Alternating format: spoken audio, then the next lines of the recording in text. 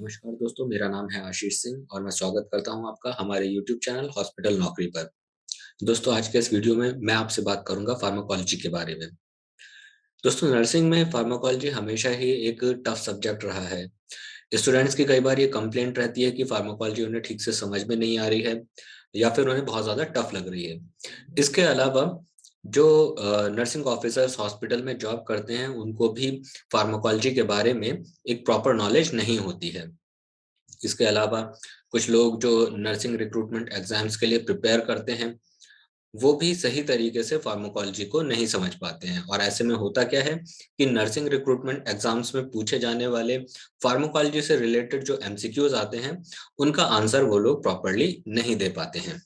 तो दोस्तों, अगर आप चाहते हैं कि फार्माकोलॉजी में आपकी नॉलेज काफ़ी इम्प्रूव्ड हो जाए और आप साथ में ये भी चाहते हैं कि कभी भी कोई भी नर्सिंग रिक्रूटमेंट एग्जाम्स अगर आप अपीयर करते हैं और उसमें फार्माकोलॉजी से रिलेटेड कोई भी एमसीक्यू आता है, उसका आंसर आप सही तरीके से देना चाहते हैं, बिल्कुल एक्यूरेट आंसर देना चाहते हैं, तो उसके लिए पहले आपको फार्माकोलॉजी से रिलेटेड कुछ बेसिक टर्मिनोलॉजीज को समझना होगा। इसलिए दोस्तों, आज के इस वीडियो में मैं आपके लिए लेकर आया हूँ फार्माकोलॉजी से रिलेटेड कुछ इम्पोर्टेंट मेडिकल टर्म्स और साथ ही साथ उन टर्म्स से रिलेटेड नर्सिंग रिक्रूटमेंट एग्जाम्स में पूछे गए कुछ इम्पोर्टेंट एमसीक्यूज। इसलिए दोस्तों, इस वीडियो के साथ आप लास्ट तक बने रहिएगा क्योंकि इस वीडियो से आपकी नॉलेज काफी ज्यादा इम्प्रूव होने वाली है। तो आइए शुरू करते हैं आज का ये वीडियो, जिसमें हम पढ़ेंगे फार्माकोलॉजी से रिलेटेड कुछ इम्पोर्टेंट टर्म्स। तो दोस्तों, अगर आपको फार्माकोलॉजी के बारे में नॉलेज गेन करनी है, तो आपको सबसे पहले ये पता होना चाहिए कि ये जो टर्म है फार्माकोलॉजी, इसका मीनिंग क्या है। तो दोस्तों, फार्माकोलॉजी जो है वो प्राचीन ग्रीक भाषा का शब्द है, जो ग्रीक भाषा के दो शब्दों फार्माकॉन और लोगोस से मिलकर बना हुआ है। फार्माकॉन का मतलब होता है ड्रग और लोगोस का मतलब होता है नॉलेज या फिर स्टडी। तो बेसिकली फार्माकोलॉजी क्या है? फार्माकोलॉजी में हम किसी भी ड्रग के ओरिजिन, नेचर, केमिस्ट्री, इफेक्ट और उसके यूज के बारे में स्टडी करते हैं। आई होप दोस्तों, आपको फार्माकोलॉजी का मीनिंग अच्छे से समझ में आ गया होगा। आइए अब बढ़ते हैं अपने नेक्स्ट टर्म की तरफ। हमारा नेक्स्ट टर्म है ड्रग। फार्माकोलॉजी में हम चूंकि ड्रग्स के बारे में स्टडी करते हैं, इसलिए हमें ये पता होना चाहिए ये जो टर्म है ड्रग, इसका एक्चुअल मीनिंग क्या है। तो दोस्तों, ये जो टर्म है ड्रग, ये एक ओल्ड फ्रेंच लैंग्वेज के वर्ड ड्रग से डिराइव किया गया है, जिसका मतलब होता है ड्राई हर्ब, जिनका उपयोग पुराने जमाने में किसी भी तरह की डिजीज कंडीशन को ट्रीट करने के लिए, उनको प्रिवेंट करने के लिए या फिर किसी भी तरह के डायग्नोसिस के लिए किया जाता था। फार्माकोलॉजी की अगर बात करें तो फार्माकोलॉजी में ड्रग एक ऐसा केमिकल सब्सटेंस है जो कि किसी लिविंग ऑर्गेनिज्म को एडमिनिस्टर करने पर एक बायोलॉजिकल इफेक्ट प्रोड्यूस करता है।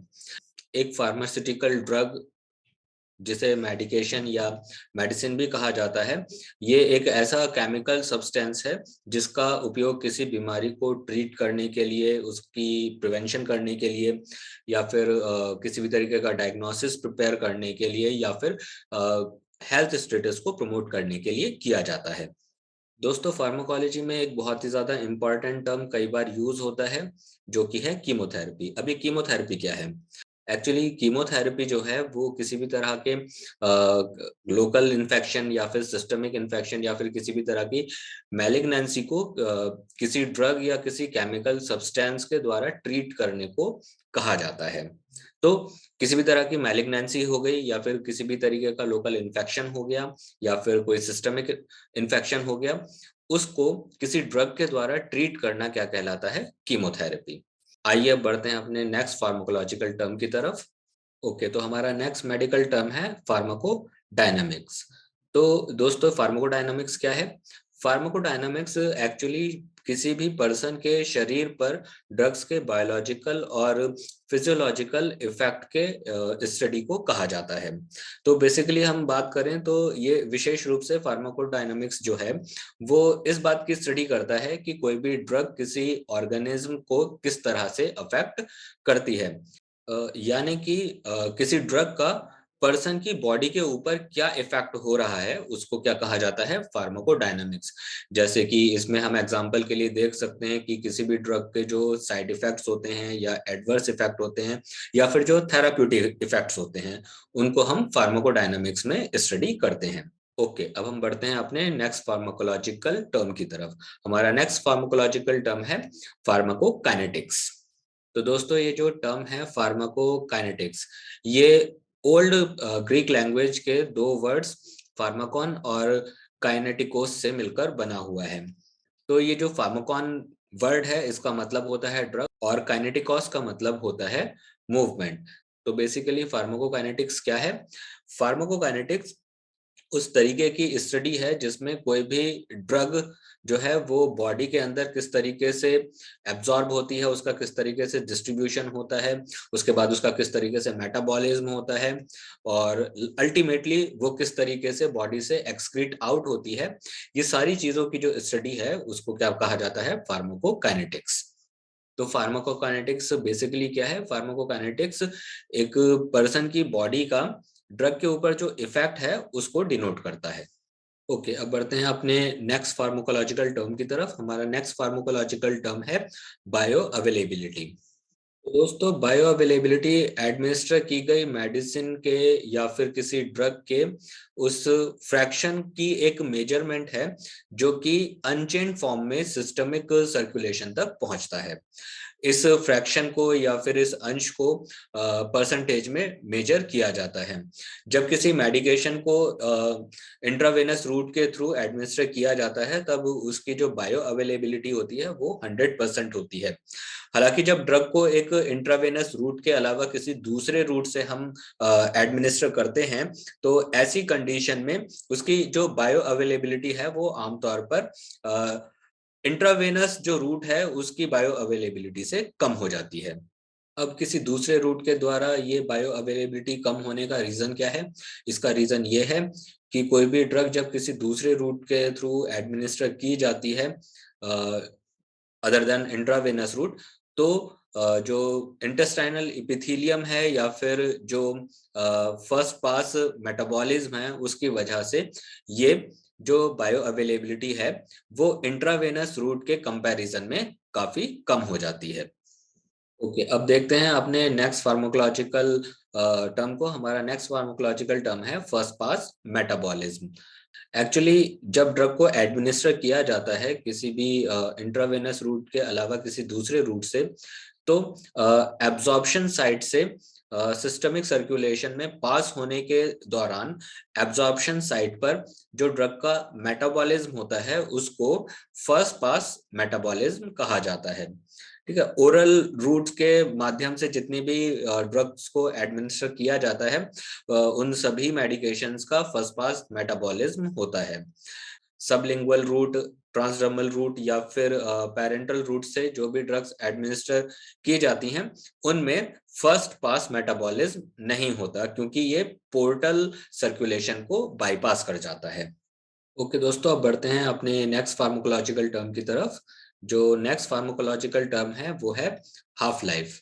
ये हाफ लाइफ क्या है? एक्चुअली हाफ लाइफ जो है वो शरीर के अंदर किसी भी ड्रग के कंसंट्रेशन को हाफ करने के लिए जितना भी समय लगता है उस ड्यूरेशन को उस ड्रग का हाफ लाइफ कहते हैं। ये हाफ लाइफ जो है ये ड्रग के एक्शन के ड्यूरेशन को अफेक्ट करने वाले सबसे इंपॉर्टेंट फैक्टर्स में से एक फैक्टर है। तो दोस्तों हमारा नेक्स्ट फार्माकोलॉजिकल टर्म है लोडिंग डोज। नियमित रूप से उपयोग की जाने वाली डोज से अगर किसी भी ड्रग की हम ज्यादा डोज दे रहे हैं तो उस डोज को बोला जाता है लोडिंग डोज। ओके, अब बढ़ते हैं अपने नेक्स्ट फार्माकोलॉजिकल टर्म की तरफ। हमारा नेक्स्ट फार्माकोलॉजिकल टर्म है प्रोड्रग। तो एक प्रोड्रग एक ऐसी मेडिकेशन या एक ऐसा कंपाउंड है जो एडमिनिस्ट्रेशन के बाद बॉडी के अंदर मेटाबॉलिज्म के कारण एक फार्माकोलॉजिकल एक्टिव ड्रग में कन्वर्ट हो जाता है।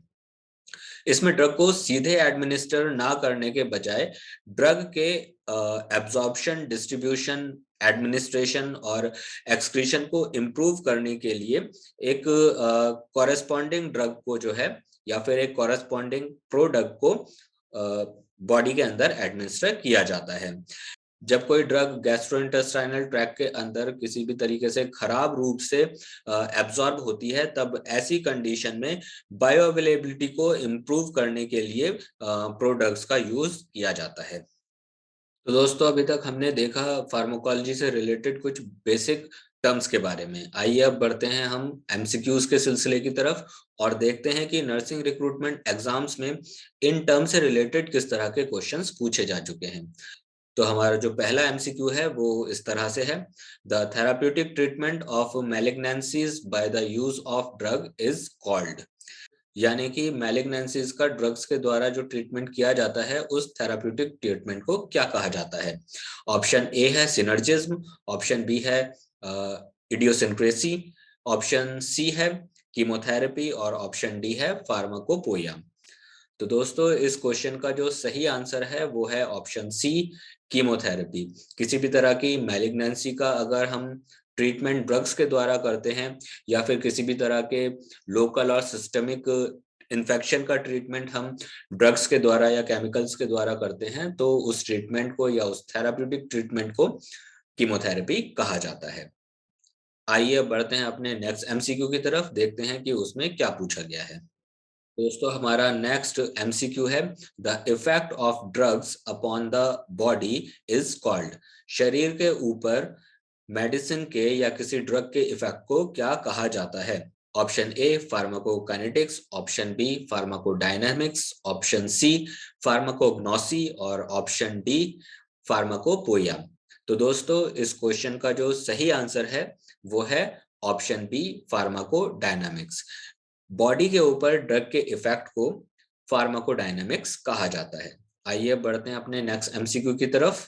हमारा नेक्स्ट एमसीक्यू है, the adverse effect of a drug can be classified as. Option A pharmacodynamics, option B pharmacognosy, option C pharmacopoeia और ऑप्शन डी फार्माकोकाइनेटिक्स। तो दोस्तों, इसमें हमें बताना है कि किसी भी ड्रग के एडवर्स इफेक्ट को किस रूप में क्लासिफाई किया जा सकता है। तो दोस्तों, इस क्वेश्चन का जो सही आंसर है वो है ऑप्शन ए फार्माकोडायनामिक्स। अभी जैसा कि थोड़ी देर पहले मैंने आपको बताया कि ड्रग का बॉडी के ऊपर जो भी इफेक्ट होता है उसकी स्टडी हम किस में करते हैं, फार्माकोडायनामिक्स में।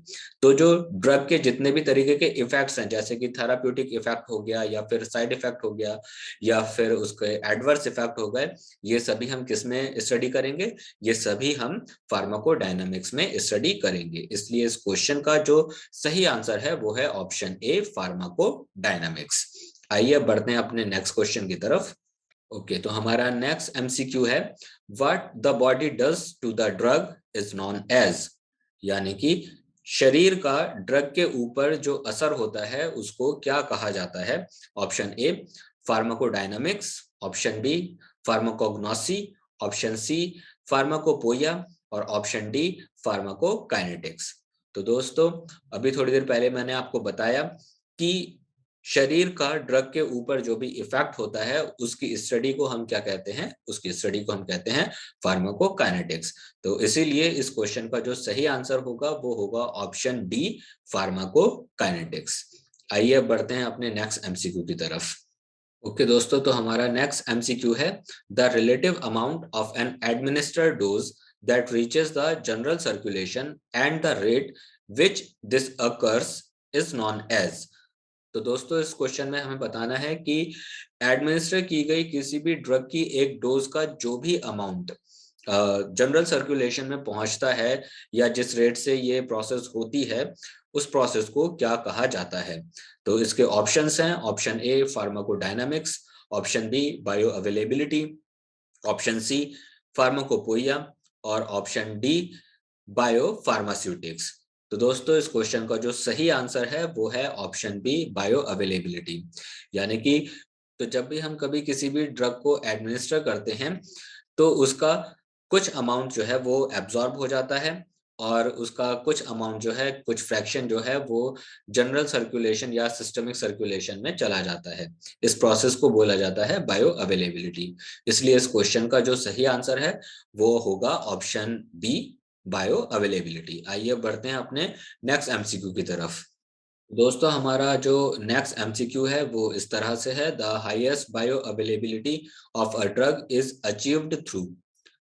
वो कौन सा रूट है जिसके द्वारा सबसे ज्यादा बायो अवेलेबिलिटी को अचीव किया जा सकता है? ऑप्शन ए है ओरल रूट, ऑप्शन बी है टॉपिकल रूट, ऑप्शन सी है इंट्रावेनस रूट और ऑप्शन डी है रेक्टल रूट। तो दोस्तों इस क्वेश्चन का जो सही आंसर है वो है ऑप्शन सी, इंट्रावेनस रूट। क्योंकि इंट्रावेनस रूट के थ्रू किसी भी ड्रग का 100% डायरेक्ट जनरल सर्कुलेशन में पहुंचता है। इसीलिए इंट्रावेनस रूट के थ्रू जो हम ड्रग एडमिनिस्टर करते हैं उसकी बायो अवेलेबिलिटी सबसे ज्यादा होती है। तो दोस्तों ये था हमारा आज का वीडियो जिसमें हमने फार्माकोलॉजी से रिलेटेड कुछ इंपॉर्टेंट टर्म्स और उनसे रिलेटेड कुछ एमसीक्यूज के बारे में पढ़ा। आई होप दोस्तों कि ये वीडियो आपको पसंद आया होगा और इससे आपकी नॉलेज भी काफी ज्यादा इंप्रूव हुई होगी। अगर आप इसी तरह के वीडियोस और भी देखना चाहते हैं तो फौरन हमारे यूट्यूब चैनल हॉस्पिटल नौकरी को सब्सक्राइब कर लीजिए और साथ ही बेल आइकन को भी प्रेस कर दीजिए। Thank you for watching.